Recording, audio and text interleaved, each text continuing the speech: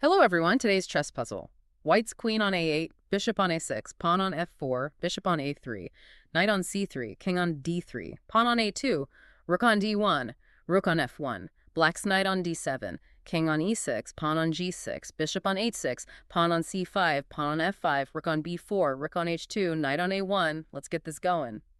Yeah, it's certainly a complex board. Black's rook on b4 looks poised for the d file, Yeah. but it is blocked for now.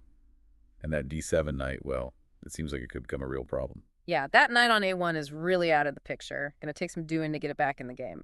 But that knight on d7 has some options. Where do you think is the best place for it? Well, if we want to get that rook on b4 active, the knight going to e5 becomes pretty interesting. Interesting. How so? It directly attacks that pawn on f4, and if the pawn moves, the d file opens right up. Right. So if the knight goes to e5, white pretty much has to deal with the threat to the f4 pawn. What's the most likely response?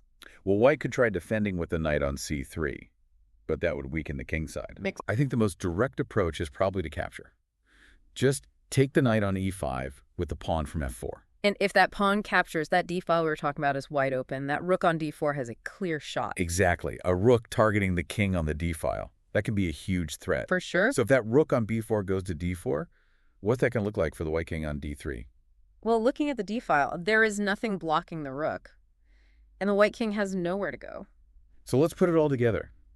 Black moves the knight from d7 to e5. White captures with the pawn from f4. And then the rook on b4 goes to d4.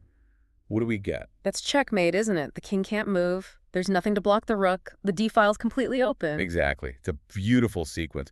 Just a minor knight move leads to this chain reaction, opens up lines, and then boom, a decisive attack on the king. It's a great example of how important piece activity is, exploiting those little vulnerabilities. And look how crucial opening up the d file was. Yeah, it all came down to that. So the answer is knight d7 to e5, pawn f4 to e5, rook b4 to d4, checkmate. There you go. Black executes a checkmate in 3 moves. Thank you for listening.